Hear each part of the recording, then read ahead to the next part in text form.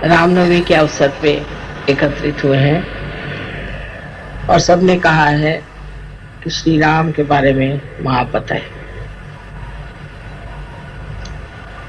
आप जानते हैं कि हमारे चक्रों में श्री राम बहुत महत्वपूर्ण स्थान लिए हुए हैं। वो हमारे राइट हार्ट पर विराजित है। श्री राम एक पिता का स्थान लिए हुए हैं, इसलिए आपके पिता के कर्तव्य में या उसके प्रेम में कुछ कमी रह जाए तो ये चक्र पकड़ सकता है। सहयोग में हम समझ सकते हैं कि राम और सब जितने भी देवताएं हैं, जो कुछ भी शक्ति के स्वरूप संसार में आए हैं, वो अपना अपना कार्य करने आए। उसमें श्री राम का विशेष रूप से कार्य है। जैसे कि सोक्रेटिस ने कहा हुआ है कि संसार में बेनेवलेंट किंग आना चाहिए, उसके प्रतीक रूप श्री रामचंद्र जी इस संसार में आए। सो वो पूरी तरह से मनुष्य रूप धारण करके आए थे। वो ये भी भूल गए थे कि मैं श्री विष्णु का अवतार, भुला दिया गया। किंतु सर्व संसार के लिए वो एक पुरुषोत्तम राम थे कि बचपन का जीवन सब आप जानते हैं और उनकी सब विशेषताएं आप लोगों ने सुन रखी है। हम लोगों को सहयोग में ये समझ लेना चाहिए कि हम किसी भी देवता को मानते हैं और उसको हम अपना आराध्य मानते हैं, तो हमारे अंदर उसकी कौन सी विशेषताएं आई हुई, कौन से गुण हमने प्राप्त किए। श्री रामचंद्र जी के तो अनेक गुण हैं, क्योंकि तो पुरुषोत्तम थे।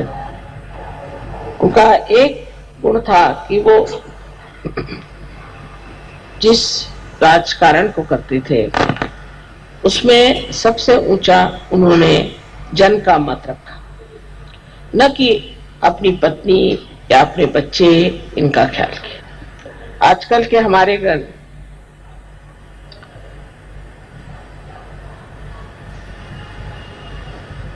राजकीय लोग, पॉलिटिशियंस इस चीज को समझ लें तो उनसे स्वार्थ ही निकल जाए, वो निस्वार्थ हो जाए, धर्मपरायण हो जाए।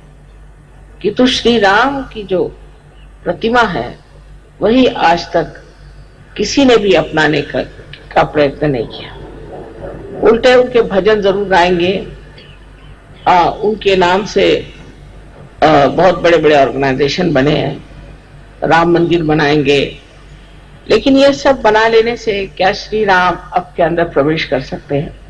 क्या आपके जीवन में उनका प्रकाश आ सकता है या नहीं? ये सिर्फ सहयोगी ही कर सकते हैं कि अपने अंदर बसे हुए श्री राम को अपने चित्त के प्रकाश में लाएं। वो अत्यंत निरपेक्ष थे। ऐसे तो सभी देवता लोग किसी भी पाप पुण्य से रहित होते हैं। कोई सा भी पाप जिसे हम पाप कहते हैं, वो अगर करें तो वो पाप नहीं होता। जैसे श्री कृष्ण ने इतने लोगों को मारा, श्री राम ने रावण का वध किया, ये हमारे दुनियाई दृष्टि से हो सकता है कि पाप हो, किंतु परमात्मा की दृष्टि से नहीं हो सकता, क्योंकि इन्होंने दुष्टों का नाश किया, इन्होंने बुराई को हटाया और इनको अधिकार है कि ये इस कार्य को करने के लिए जो कुछ भी कर सकते हैं वो करें। जैसे देवी ने राक्षसों को संहार किया, राक्षसों का संहार किया, तो कोई कहेगा कि देवी ने पाप किया, किंतु उनका कार्य ही ये है कि वो राक्षसों का संहार करे और जो साधु हैं उन लोगों को संभाले। श्री रामचंद्र जी के जीवन में एक अहिल्योद्धार बहुत बड़ी चीज है। उन्होंने अहिल्या का उद्धार किया क्योंकि उसके पति ने उसे शापित कर दिया था।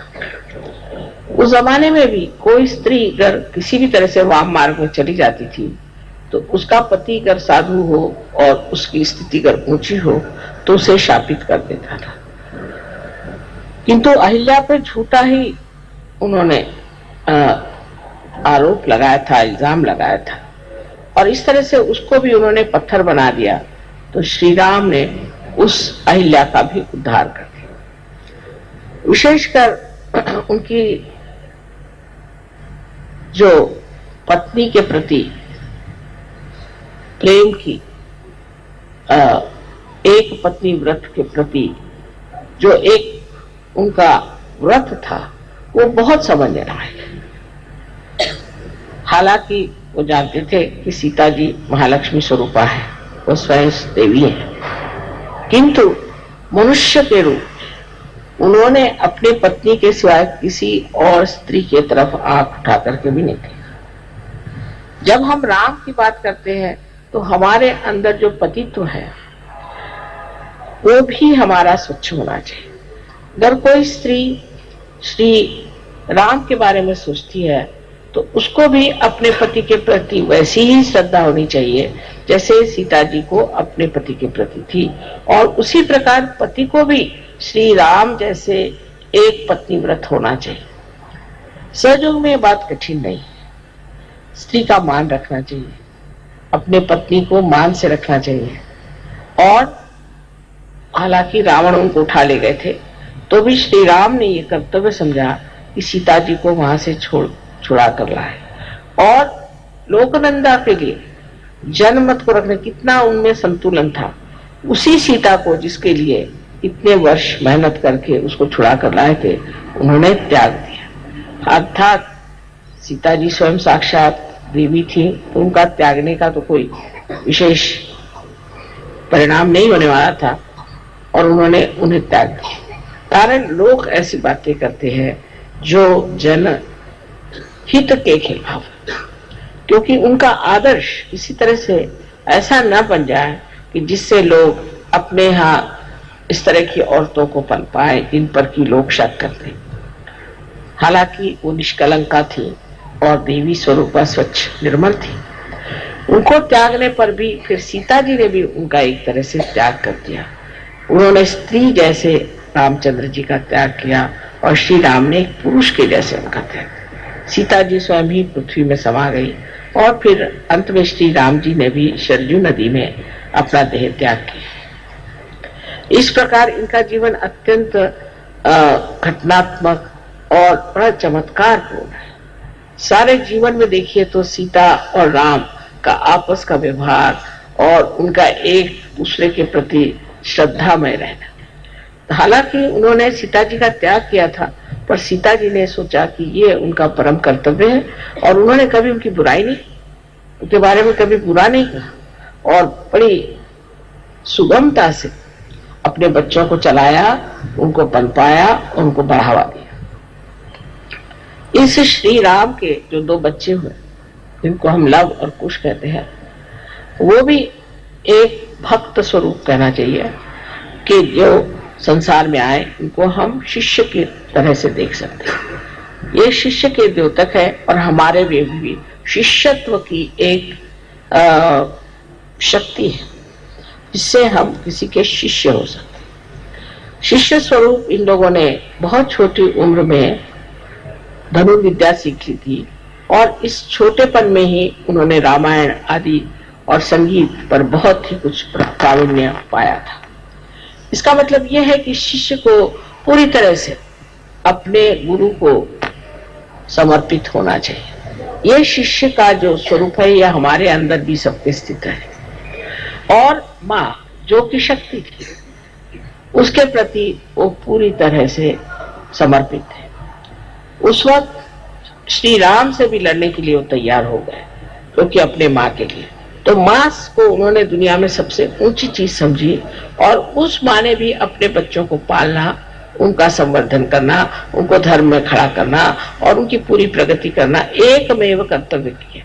नहीं तो अपने आजकल की औरतें रात दिन रोते ही रहेंगे, मेरे पति ने छोड़ दिया, पति ने छोड़ दिया, और जब पति मिलेगा तो उससे लड़ती रहेंगी हर समय, और जब पति ने छोड़ दिया तो रोती रहेंगी। छोड़ दिया तो कोई बात नहीं, मेरे बच्चे हैं, इनको मुझे संभालना है, और इनके प्रति कोई भी ऐसी बात नहीं होनी चाहिए कि जिससे मेरे बच्चों का कुछ कम रह जाए। ये एक सीता जी की एक विशेष जीवनी है कि उनकी वीरता और उनका साहस, ये हर स्त्री को अपने अंदर बसाना चाहिए कि पति से अगर बिछो भी हो गया और किसी तरह से उससे दूर भी हट गए तो भी पति के कारण अपना नुकसान नहीं कर लेना चाहिए, अपने बच्चों का नुकसान नहीं कर लेना चाहिए, क्योंकि उनके लिए अपना जो कर्तव्य है वही परम चीज है। उस परम चीज पे अटूट रहना चाहिए। यही हमारे सहयोग में, शक्ति में जो पाया है, उससे हर स्त्री को प्राप्त कर लेना चाहिए।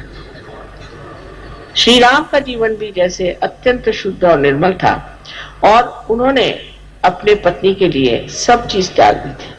जब से उनकी पत्नी वनवास में रह गई, या जब उन्हें अकेला रहना पड़ा, और जब उन्होंने उसका त्याग कर दिया, तो उन्होंने भी दुनिया के जितने भी आराम थे उन्हें छोड़ दिए। उसके लिए आप जानते हैं कि वो कुश पे सोते थे, जमीन पर सोते थे, और बगैर कुछ पैर में पहने हुए, और बहुत साधु पुरुष जैसे कपड़े पहन के घूमते थे। ये जो है, ये कहानियां नहीं, ये सत्य है। अपने दुनिया में, इस भारतवर्ष में ऐसे अनेक लोग हैं जिनका जीवन एक बहुत उच्च किस्म का रहा, और उन्होंने कभी ऐसी छोटी ऊंची बातें सोची नहीं। पर ये सारे आदर्श हमारे देश में आने के बाद ये हो गया कि जब हम इन आदर्शों को देखते हैं तो हमारे अंदर ढोंग आ गया कि हम सोचते हैं कि हाँ, राम तो हम राम को मानते हैं, हमने राम का भजन कर दिया, हो गया। तो एक तरह का ढोंगीपना बहुत आ गया हमारे। जिन देशों में ऐसे आदर्श नहीं है, तो वो कोशिश करते हैं कि हम आदर्श कैसे बने, हम कैसे अपने को ठीक बनाए, क्योंकि आपके सामने एक आदर्श आगे बन गया राम, अब हम तो नहीं राम हो सकते, और बन गए कृष्ण, हम तो कृष्ण नहीं हो सकते, और ये बन गए, वो बन गए, हमारा इनसे कोई ताल्लुक नहीं। इस तरह की भावना हम लोग कहते हैं। लेकिन हमारे अंदर अगर श्री राम है तो उनका प्रकाश हमारे चित्त में तो आ ही सकता, क्यों नहीं आ सकता? हम क्यों नहीं इसे प्राप्त करें? हम उस स्थिति को जानने क्यों नहीं कोशिश करें जिस स्थिति में श्री राम इस संसार में आए थे। एक सहयोगी को ये विचार कर लेना चाहिए कि श्री राम की स्थिति अगर हम प्राप्त कर लें तो अपने यहाँ का राजकारण ही खत्म हो जाए, अपने यहाँ की जितनी परेशानियां हैं ये सब खत्म हो जाए। जिस दिन सहयोगी ये अपने मन में ठान ले कि हम रामचंद्र जी जैसे अपने देश में जहां वो राज्य करते थे उसका बिल्कुल निरीक्ष भाव से,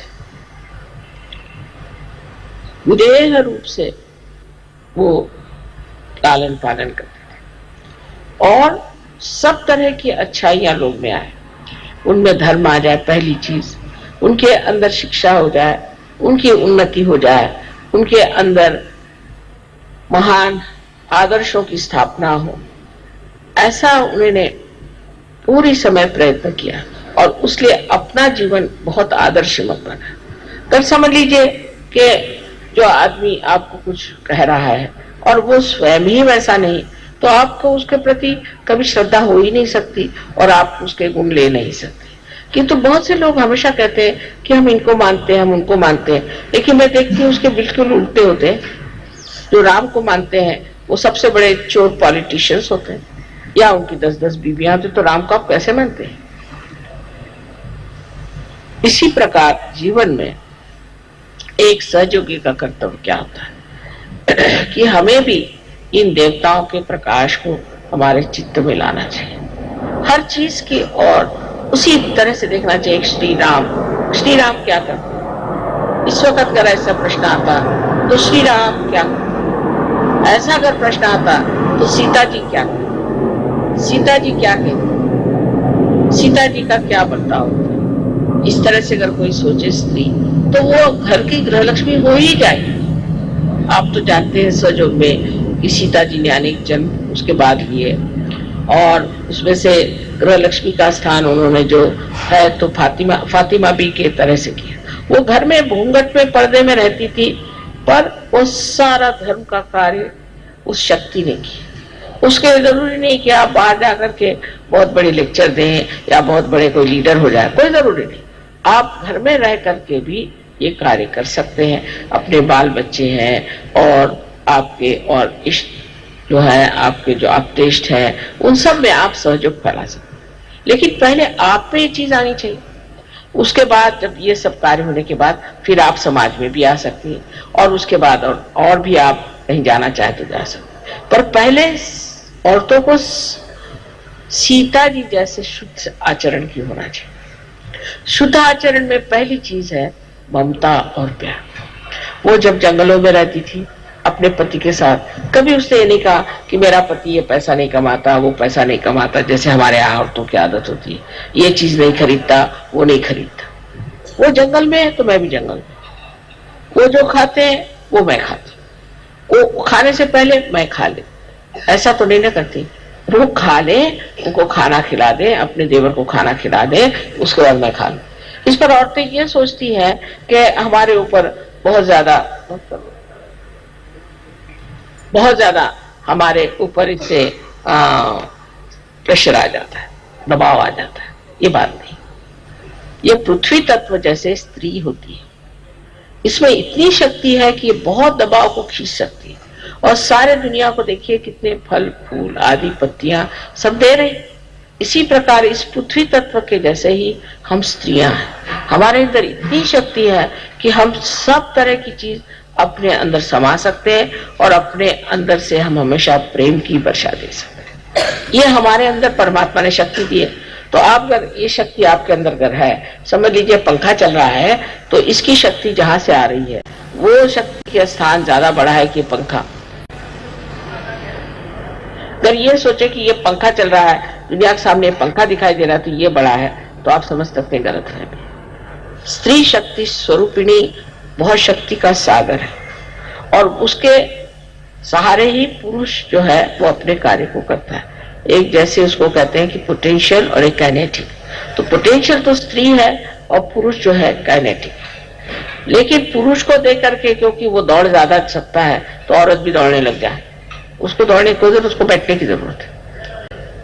दोनों ही क्रियाएं अलग अलग है, और उस क्रिया में दोनों को समाधान होना चाहिए, और दोनों ही क्रिया में स्त्री बहुत पनप सकती है। और जब समय आता है तो स्त्री पुरुषों से भी ज्यादा काम कर सकती है। आपको मालूम होगा कि महाराष्ट्र में ताराबाई नाम की एक 17 साल की विधवा थी, 17 साल की, और शिवाजी की वो बहुत ही छोटी वाली। सब हार गए औरंगजेब से, इसने औरंगजेब को हरा दिया 17 साल की उम्र में, और उसकी कब्र बना दी औरंगाबाद। तो आज समझ सकते हैं कि जब औरत अपने शक्ति को पूरे तरह से समा लेती है, जब उसमें समान्विते कहते हैं ना, उस तरह से अपने अंदर सब समाये रखती है, तो वो बड़ी प्रचंड होती है। और अगर वो ऐसी इधर उधर अपनी शक्ति को फेंकती रहे, फ्रिटर अवे, कहीं इधर शक्ति फेंक दी गई, उस लड़ने में गई, कहीं झगड़े में गई, किसी की बुराई में गई, कहीं ओछेपन में गई, तो उसकी शक्ति सारी नष्ट हो जाती। तो स्त्री जो है वो इतनी शक्तिशाली नहीं है कि वो चाहे तो पुरुषों से कहीं अधिक कार्य कर सकती है, पर सबसे पहली चीज है वो अपनी शक्ति का मान रखे। उसको इधर उधर फेंकने से, उस शक्ति को नष्ट कर देने से फिर वो शक्तिहीन हो जाती है, और ऐसी शक्तिहीन स्त्री किसी काम की नहीं है। तो स्त्री का कार्य अत्यंत महत्वपूर्ण है, गौरवपूर्ण है, और बहुत लज्जाशील और बहुत सूझबूझ वाली होनी चाहिए। जैसे आदमी लोग गाली बकते हैं, बकने दे, औरतें नहीं बक सकती।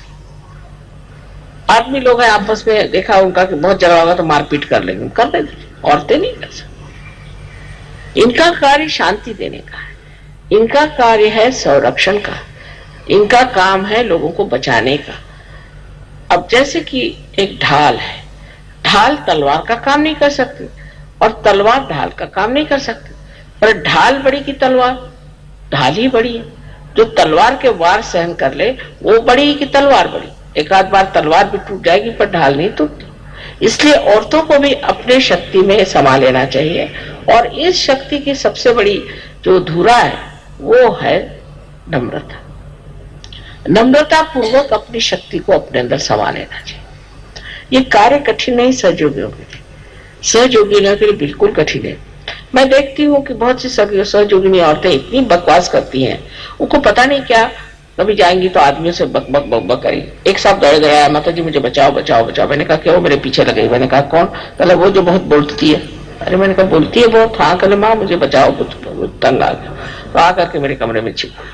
तो ज्यादा आदमियों से बात करने की जरूरत ही नहीं, बेकार की बकवास करने की जरूरत क्या। औरतों में भी एक बेकार की बकवास करने की जरूरत है। सहयोग में मैंने ये देखा है कि आदमी लोग सीखते हैं, ऐसे औरतों को भी सीखना चाहिए। सहयोग क्या है, इसके चक्र क्या है, कौन से चक्र से आदमी चलता है, कौन से चक्र से उसकी क्या दशा होती है, क्या होती है, इसका पूरा ज्ञान होना चाहिए। ये सब आदमी सीखेंगे तो औरतें पीछे रह जाए। ये सब औरतों को सीखना चाहिए। अब पुरुषों की बात कहना है तो श्री रामचंद्र का हमारे सामने आदर्श है। मुझे लगता है कि इस मामले में मुसलमानों ने हमारे ऊपर बड़ा गजब किया हुआ है। मैं उनको बुरा नहीं कहती, उनके देश में ये बात नहीं है। जैसे आप अगर रियाद जाएं तो कोई मुसलमान आपके ऊपर आंख उठा के देखेगा, मैंने नहीं देखा किसी को। कोई औरत होगी उसकी बड़ी इज्जत करेगा। रास्ते से अगर कोई जा रही है औरत तो वो मोटर रोक लेगा। वहां औरतों की इतनी इज्जत होती है।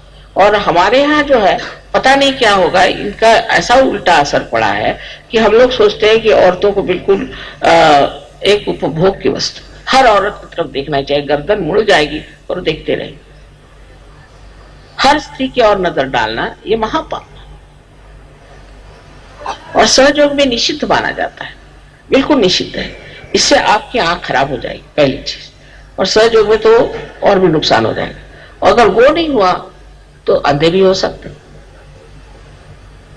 कभी कभी मैं देखती हूँ कि लोगों की आंख वैसे कट कट कट कट घूमती रहती, बात एक से करते रहेंगे और आंख घुमाते रहेंगे।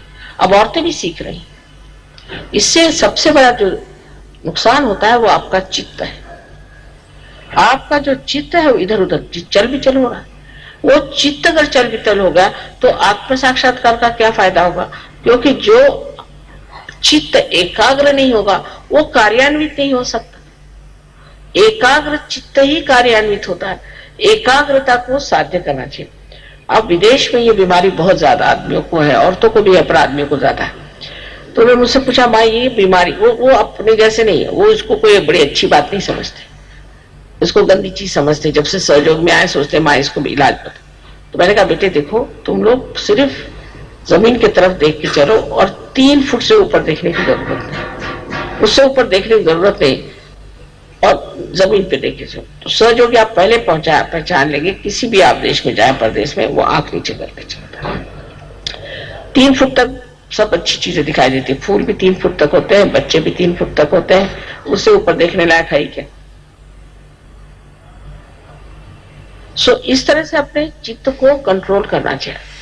अब श्री राम को तो जरूरत नहीं थी, लेकिन आपके पास का श्री राम का मान है तो आपको उनके जैसे अपने चित्त को कंट्रोल करना चाहिए। और अपने पत्नी से भी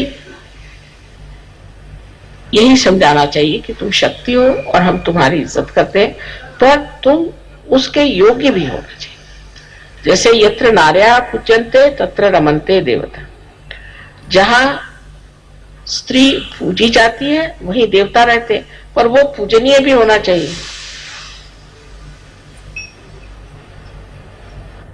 क्या बैठ जाइए, अच्छा बैठिए, पूजा में इधर उधर नहीं घूमते। सोकर स्त्री पूजनीय है, पूजनते माने पूजनीय तो होना चाहिए। किसी गंदी औरत की कोई पूजा करेगा क्या? किसी दुष्ट औरत की कोई पूजा करेगा? कोई राक्षसी स्वभाव की औरत उसकी कोई पूजा करेगा? तो जो और पूजनीय है वहीं पर उसकी पूजा होनी चाहिए और वहीं देवता रहते हैं। और सबसे पहले बात ये भी जान लेनी चाहिए कि ये हमारे बच्चों की माँ है। अगर पति अपने औरत पे बच्चों के सामने डांटना फटकाना शुरू कर दे, उसकी कोई इज्जत ना रखे, तो कभी भी बच्चे उसका मान नहीं करेंगे। तो इस तरह से जैसे समझ लीजिए कि एक प्राइम मिनिस्टर है, डिप्टी प्राइम मिनिस्टर है, स्त्री को भी पति का कभी भी अपमान नहीं करना चाहिए। तो प्राइम मिनिस्टर से डिप्टी मिनिस्टर पे, प्राइम मिनिस्टर पे सत्ता आती है, फिर वो सत्ता बच्चों में भी आ सकती है। पर अगर आप दोनों भी इस तरह के हो कि जिनको ये अंदाज ही नहीं, औरत चाहती कि मेरा चले, आदमी चाहते मेरा चले, आदमियों को चलाना अगर औरत को आ जाए तो कभी झगड़ा ना हो। लेकिन ये समझना चाहिए कि आदमी को चलाना बहुत ही आसान चीज है, क्योंकि बिल्कुल बच्चों जैसे होते हैं, उनको चलाना बहुत ही आसान है। उनका स्वभाव बच्चों जैसा होता है, भोले भाले होते हैं। उनको बेकार की बातों से परेशान करने से आप चला नहीं सकते, लेकिन उनको भी एक बच्चों जैसे माफ कर दिया जाए। अब बाहर जाते हैं, सबसे लड़ाई झगड़ा करते हैं, आफत उनकी रहती है। घर में आके बीवी पे नहीं बिगड़ेंगे तो बाहर वालों पे बिगड़ेंगे, तो मार खाएंगे। चलो बीवी बिगड़ गए, चलो छोड़ो, क्या है उसमें। इस तरह की जब तक स्त्री की भावना पति के तरफ नहीं होगी, तब तक आपस में सामंजस्य नहीं आ सकता, प्यार नहीं आ सकता। लेकिन पति को भी चाहिए कि अपने पत्नी को क्या चाहिए, क्या नहीं चाहिए, इसका विचार है।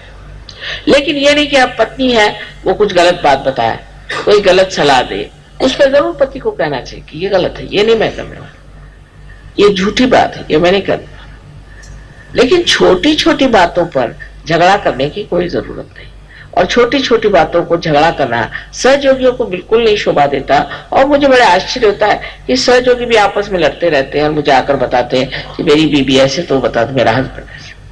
नहीं कर, दो आदमी दुनिया में सहयोगी प्रेम से नहीं रह सकते। ये सारे संसार को मैं कह रही हूँ कि हमको सबको प्रेम से रहना है, तो हम सब कैसे प्रेम से रहेंगे बताओ। ऐसी झगड़ा अगर होता रहा तो किस तरह से हो सकता है। तो पहली चीज है कि पति को पूरी तरह से एक, जिसे कहते हैं कि पत्नी के प्रति जागरूक रहना चाहिए और ये जान लेना चाहिए कि सारे संसार की औरतें जो हैं आपके लिए माँ बहन के बराबर। ये अगर सहयोग में आकर नहीं हुआ तो आपका कहीं भी नहीं हो सकता। अभी एक साहब थे, वो भी स्विस, अपने हिंदुस्तानी नहीं, तो एक लड़की के बाप थे, वो कोई सहयोगी नहीं थे, तो वो जरा ऐसे ही थे, इधर उधर उनका बहुत चलता था। तो वो सहयोग में भी आए, वो भी सहयोग में, दोनों बीबी उनकी बहुत अच्छी, शालीन, बहुत अच्छी लड़की। वो जहां भी जाए यही धंधे करते रहे।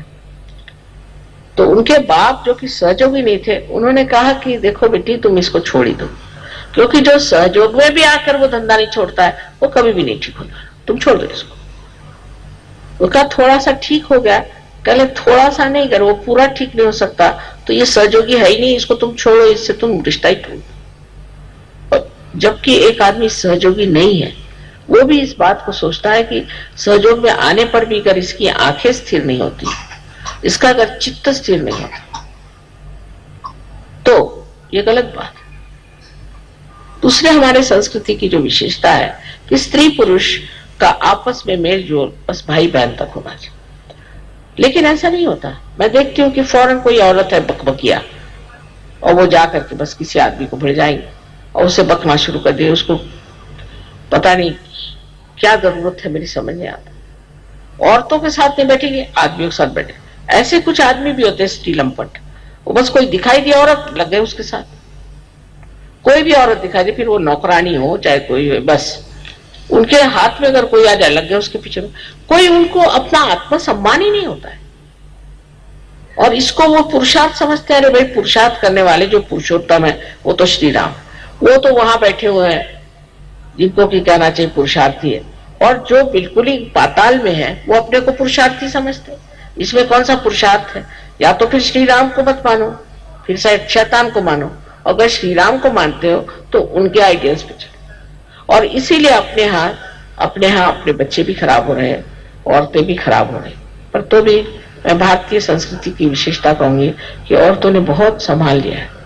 अभी अगर अमेरिकन जैसी औरतें थे तो आपको सब पहुंचा देती ठिकाने, उन्होंने तो सबको ठिकाने कर दिया अमेरिकन औरतों ने। वहां आदमियों का जो हाल है, अगर मैं आपसे बताऊं तो अगर 2 शादियां उस बेचारे की हो गई, 2-3 शादियां, तो वो तो हाथ में झोली लेके घूमने लगता है। और औरतें ने अगर 2-3 शादियां कर ली तो महल बना के बैठ जाती। पर वहां क्या, बच्चे घर छोड़ के भाग जाते हैं, वहां की सामाजिक व्यवस्था क्या है। तो अपने हिंदुस्तान की औरतों की विशेषता है, जो कि भारतीय ढंग से रही है, कि वो अपने घर को संभालती है, अपने बच्चों को संभालती है, अपने कर्तव्य को जानती है। पर ये चीज बदल रही है, ये नहीं की ये चीज है। वो भी देख रहे कि अगर हमारा आदमी ऐसा तो हम क्यों ना करें, वो ऐसा तो हम उसके साथ ऐसे क्यों ना करें, वो अगर 10 औरतों के साथ दौड़ते तो हम 15 औरतों आदमियों के साथ दौड़े। इससे आप, वो अगर गंदे काम करता है, वो अगर नर्क में जा रहा है तो मैं उससे पहले नर्क में जाऊंगी, इस तरह की बातें औरतों को करना चाहिए। और धर्म की धुरा जो है वो स्त्रियों के हाथ में, स्त्री को संभालना है, स्त्री को ही पति को धर्म के रास्ते पे लाना है, समझा करके, बुझा करके उसको अपने पास रखना। ये स्त्री का बड़ा परम कर्तव्य है और उसके अंदर ये शक्ति है। और अगर वही स्वयं धर्म पे बैठी नहीं, धर्म में सबसे बड़ा धर्म है क्षमा। क्षमा करना अगर स्त्री में ना आए तो वो कोई सा भी धर्म करे उसे फायदा नहीं। पहली चीज उसमें क्षमा होनी चाहिए, बच्चों को क्षमा करना, पति को क्षमा करना, घर के नौकरों को, चाकरों को, सबको आश्रय देना, ये स्त्री का कर्तव्य। तो कुछ ऐसा आ जाता है, आप देखो कि जो हम भी कार्य कर रहे हैं, ये राम भी नहीं कर सकते थे, कृष्ण भी नहीं कर सकते थे, ईसा मसीह भी नहीं कर सकते थे। अगर राम होते तो बस वो शिरच्छेद कर देते सबका, सबको मारे डालते, कहते चलो जाओ तुम बेकार, तुम अधर्मी हो, तुम औरतों के पीछे में भागते हो, तो स्त्री लंपट हो, चलो। न जाने कितने लोगों को पहले ही खत्म कर देते। दूसरे अगर कृष्ण आते तो वो सुदर्शन चक्र चलाते, वो भी गड़बड़ हो जाती। ईसा आते तो अपने को क्रूसिफिक्शन पे चढ़ा लेते।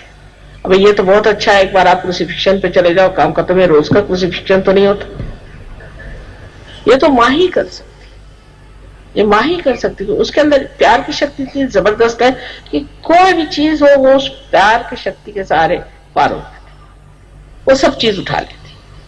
और उसके तरीके ऐसे प्यारे होते हैं कि फिर बच्चे उसको बुरा नहीं मानते। कोई बात हो गई, अब समझ लो गड़बड़ हो गई कुछ, तो माँ है वो जानती किस तरह से टाल दे, और फिर डांट भी सकती है, क्योंकि बच्चे जानते हैं कि माँ हमें प्यार करती है, हमारे हित के लिए कहती, बच्चे उसका बुरा नहीं मानते।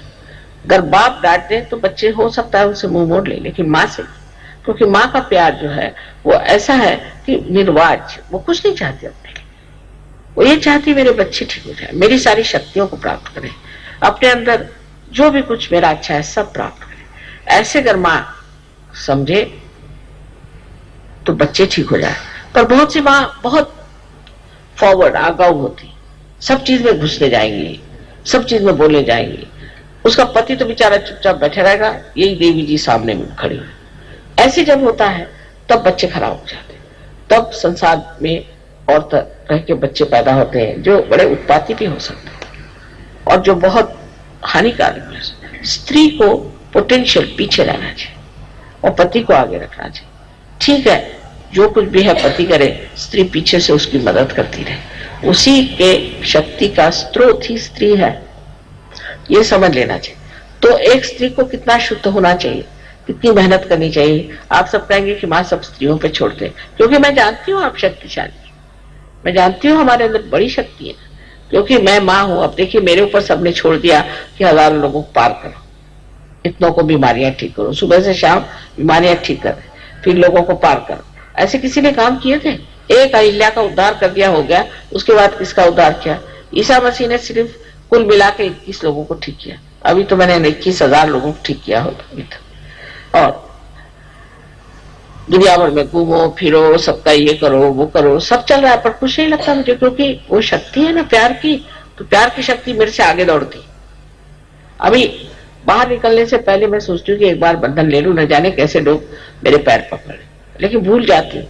और जैसे ही कोई सामने ऐसा आ जाता, सब उसकी परेशानियां अपने अंदर खींच लेती। वो प्यार ऐसा है कि वो अपने आप ही कार्यान्वित करे, तो उसको मैं जानती हूँ कि ये प्यार है, इसी के सहारे सारा कार्य हो रहा। तो मैं नहीं बुरा मानती, जो भी हो रहा है ठीक है, थोड़ी तकलीफ होगी ना, कोई हर्ज नहीं, ये सब माँ ही कर सकती। और इसलिए मेरा विशेष आप लोगों की तरफ रुख है कि आप समाधान और स्थिरता के साथ कार्य करें। और पुरुषों को भी चाहिए कि अब अपने औरतों की पूरी सहायता करें और उनको समझे, उनका आदर करें। और जब तक दोनों भी पहिए एक रथ के एक जैसे नहीं होते हैं तो रथ घूमता ही रहता है, रथ आगे नहीं जाएगा। दोनों एक ही जैसे होने चाहिए, पर एक लेफ्ट को है, एक राइट को है। लेफ्ट वाला अगर राइट में लगाओ तो लगेगा नहीं, और राइट वाला लेफ्ट पे नहीं लगेगा। इसलिए ये दो तरह के चक्के हैं, और ये दोनों तरह के चक्के चल रहे हैं इसलिए क्योंकि ये एक जैसे भी है और एक जैसे है भी नहीं। एक दूसरों के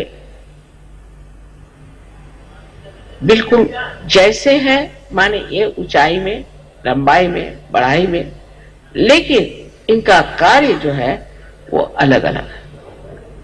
इसी प्रकार हमारे भी जीवन में होता है। तो श्री रामचंद्र जी ने सिर्फ पति पत्नी का ही विचार नहीं किया,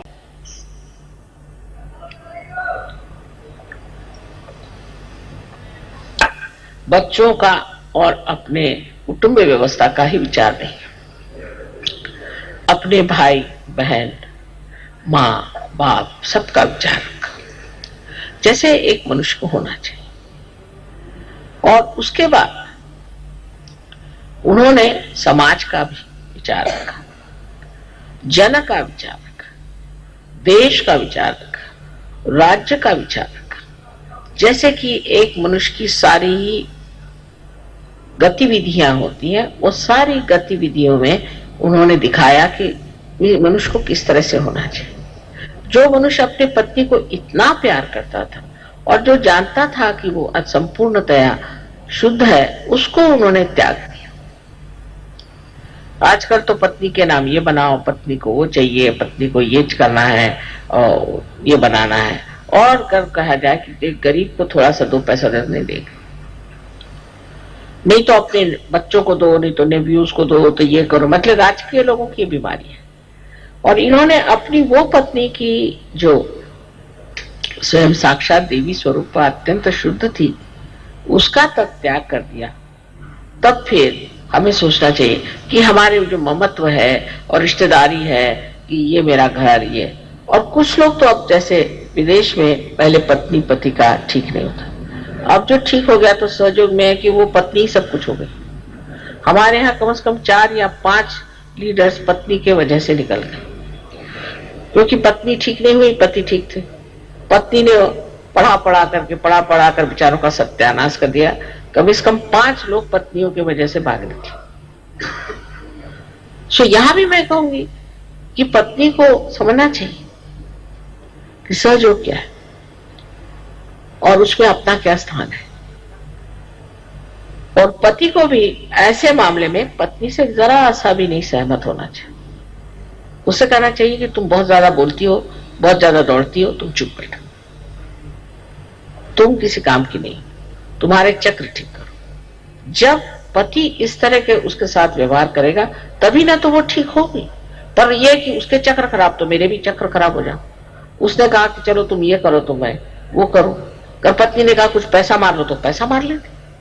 सहयोग में आने पर भी उस सूक्ष्म अपनी जो खराबियां चिपक जाती, उधर आपको बहुत अच्छे से ध्यान देना चाहिए। तो आज श्री राम के इसमें हमें हनुमान जी का तो जरूरी विचार करना चाहिए कि हनुमान जी किस तरह से एक श्री राम के दास थे और किस तरह से उनकी सेवा चाकरी में लगे रहते हैं,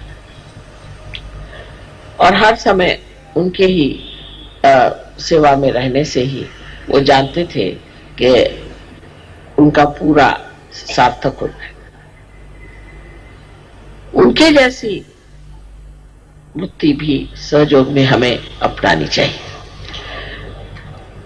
इसका ये नहीं मतलब कि आप मेरे लिए खाना बना कर बेचे, बिल्कुल भी नहीं, क्योंकि मैं तो खाना खाती नहीं हूँ और मुझे खाना बना करके और परेशानी में आप लोग डाल देते, इसलिए ये बना के भेज दिया, उसे वो बना के भेज दिया। भाई भगवान को कहते हैं ना कि सिर्फ भूख दिखाना चाहिए, और जो खाता नहीं भगवान उसको क्यों परेशान करना खाने से। खाना नहीं चाहिए, कुछ नहीं चाहिए। क्या चीज चाहिए? तत्पर सेवा करने में तत्परता चाहिए। हनुमान जी कोई खाना बना के भेजते थे क्या श्री रामचंद्र जी को? ये दिल्ली वालों ने मुझे इतना परेशान किया खाना बना करके कि मैंने अब शर्त लगा दी कि तुम लोग अगर खाना बनाओगे तो मैं आऊंगी ही नहीं दिखे। जो चीज करनी है वो करो। ये तो बेकार की चीज है जो आदमी खाना नहीं खाता उस पर जबरदस्ती आप खाना खिला रहे हैं। या जिस आदमी को कोई नहीं कहीं चूड़ी लेके आ गए तो कहीं कुछ लेके आ गए, कोई चीज की जरूरत नहीं, तुम्हारी माँ को भरा पड़ा हुआ है, मैं तंग आ गई सब चीज। कितना मैं कहती कि मुझे कोई चीज मत लाओ, बस फूल ही लाओ, और कुछ नहीं चाहिए, फूल बहुत हो गया। और फूल भी जब लगाएंगे तो 1000 रुपए की मत लगाओ भाई, प्रेशर वसारा आज तो इतना कोई ज्यादा नहीं किया। तो कभी कभी तो मैं घबराई जाती हूँ जितने फूल तुम लोग लगाते। सो जो कुछ करना है वो संतुलन में, जैसे माँ को पसंद है। माँ तुम्हारी सीधी सादी औरत है, उसको क्या अक्ल है इन सब चीजों की। तो खास करके अब ये कहना है कि आपको हनुमान जी से सीखना है कि वो सेवा में तत्पर। सेवा में तत्परता क्या हो? अब मेरी तो कोई ऐसी खास सेवा नहीं है, क्योंकि अट्टी कट्टी हूं मैं, मुझे कुछ जरूरत नहीं खास सेवा की। पर जो मेरी सेवा करनी तो सहयोग की सेवा करनी, सहयोग में जो सेवा करेंगे वही मेरी सेवा हो। कितने लोगों को आपने रियलाइजेशन दिया, कितनी औरतों को आपने रियलाइजेशन दिया, कितनों को आपने पार कराया, कितनों में आपने इंटरेस्ट लिया। जैसे ही कोई आ जाता है प्रोग्राम में, तेरे अंदर ये भूत है, तेरे अंदर ये भूत है, बस उसके पीछे पड़ गए, वो भाग गए। मैंने एक साहब से पूछा, साहब आप बड़े से पार हो गए थे, आप सहयोग से क्यों भागे?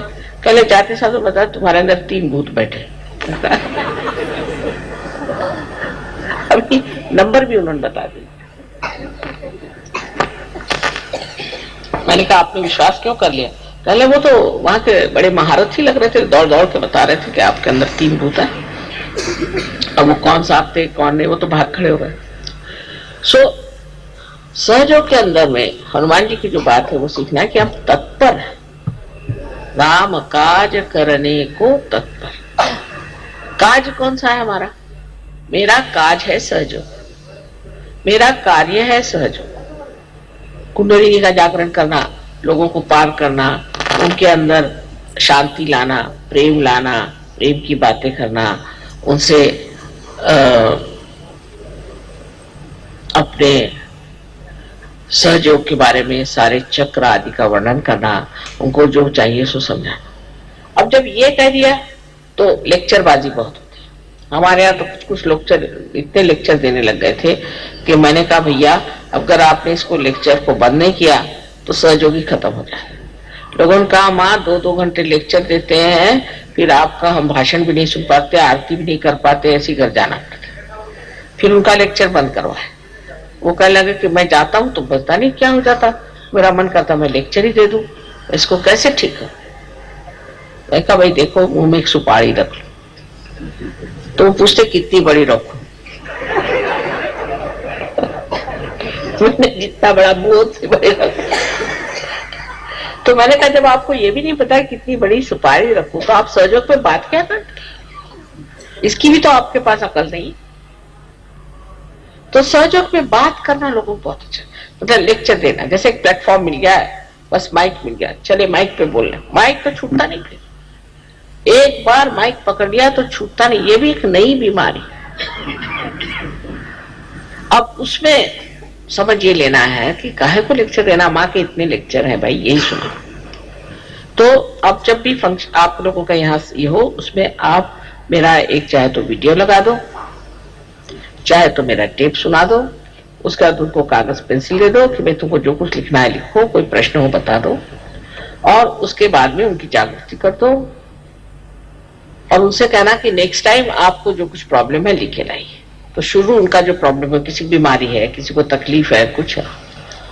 अब ऐसे भी लोग हैं कि जो एक आदमी है, अब वो कलकत्ते भी आएगा किसी को ठीक करने, वो जाएगा, उसको जाना हो तो अब लोग बुला रहे हैं कि तुम वहां चलो ठीक करने के लिए रशिया में। एक ही आदमी हनुमान जी जैसे दौड़ता है, इधर से उधर, उधर से उधर, बस। सब लोग आप ठीक कर सकते, सब लोग आप लोगों को ठीक कर सकते हैं, सब औरतें ठीक कर सकती हैं, आदमी ठीक कर सकते हैं, पर कोई हाथ ही नहीं डालता। लेक्चर देने से यह है कि सब लोग देखें कितने लोगों को बीमारी ठीक करते। पता नहीं क्या बात है कि एक ही आदमी अभी तक सारे हिंदुस्तान में है जो लोगों को ठीक कर सकता है। हालांकि लंदन में कम से कम 15-20 लोग हैं जो लोगों को ठीक करते हैं, फ्रांस में लोग हैं वो लोगों को ठीक करते हैं। तो ये ठीक करने का तरीका क्या है, ये सीख लेना चाहिए और बंधन लेकर के ठीक करना चाहिए लोगों। उसके लिए अब आप क्या बाहर से बुलाएंगे लोगों, और आप सहयोगी किस दिन के लिए आप बैज लगा के घूमते हैं, आप ठीक भी नहीं कर सकते, फिर बैज उतार दो। अपने को भी नहीं ठीक कर सकते, अपनी भी बीमारी नहीं ठीक कर सकते, तो दूसरों क्या ठीक करो। तो ये बात होनी चाहिए कि सबको ठीक करने का इल्लोद्धार जो है उसकी सबको शक्ति दे दी गई, उसको आप लोग सीख लें, उसको मास्टर करें। और अब बजाय इसके कि कलकत्ते कोई आए, कलकत्ते से लोग जाए दूसरों को ठीक करने, इसमें हिम्मत की जरा सी बात है, कुछ नहीं होने वाला तुमको। तुम न तो कोई बीमार हो सकते हो, न कुछ हो सकता है। जो लोग जितना सहयोग में कार्य करेंगे उतने गहरे उतरेंगे, क्योंकि जैसा पेड़ है वो जितना फैलेगा उतना ही गहरा उतरेगा। सहयोग में और इनका अवतरणों में एक बड़ा भारी फर्क है कि पहले उन्होंने कोई सामाजिकता से अध्यात्म नहीं दिया था, ये शक्तियां किसी को दी नहीं थी, समाज के लिए मिली नहीं थी। एक आध आदमी को शक्तियां मिली थी, जैसे कि राजा जनक ने नचिकेता को आत्म साक्षात्कार दिया। लेकिन अब तो आप सबके पास ये शक्तियां प्राप्त है, बस इसको ऐसा बढ़ाइए कि आपको कोई भी चीज की जरूरत ही ना रह जाए। आप अपनी तबीयत ठीक कर लीजिए, दूसरों की तबीयत ठीक कर लीजिए, आप सहयोग समझ लीजिए, सब कुछ आपके पास है। लेकिन अभी भी आपका चित्त पता नहीं कहां घूम रहा है, आप लोग पता नहीं किस चीज के पीछे में भाग रहे हैं कि अभी आपने इस चीज को पकड़ा ही नहीं। सहयोग में सबके लिए सिर्फ वरदान के सिवा कुछ है, आपको कोई चीज की भी कमी नहीं रह जाएगी। पर आप सहयोग के लिए कुछ करें तब तो ना, और नहीं करते तो भी वरदान मिलता है। जिसको देखते हो वो बिजनेस बढ़ गया, किसी की नौकरी बढ़ गई, किसी की ये हो गया, किसी की वो हो गया, सबको कुछ न कुछ चीज मिलती ही जा रही है। कोई भी उनको त्याग नहीं करना पड़ा। एक तो हम आपसे बताएं कि जब ये फ्रीडम का हुआ था कि देश को फ्री करना है, तो हम ही को लोगों ने कितना सताया था, बर्फ पे लिटाया, इलेक्ट्रिक के शॉक दिए, हमारे पिताजी जेल में गए कितनी बार, माँ जेल में गई, हम लोगों के घर बिक गए, हम लोग झोपड़ियों में रहने लग गए, मोटरें बिक गई, कितना सैक्रिफाइस किया। अरे वैसा तो कुछ करना ही नहीं है आपको।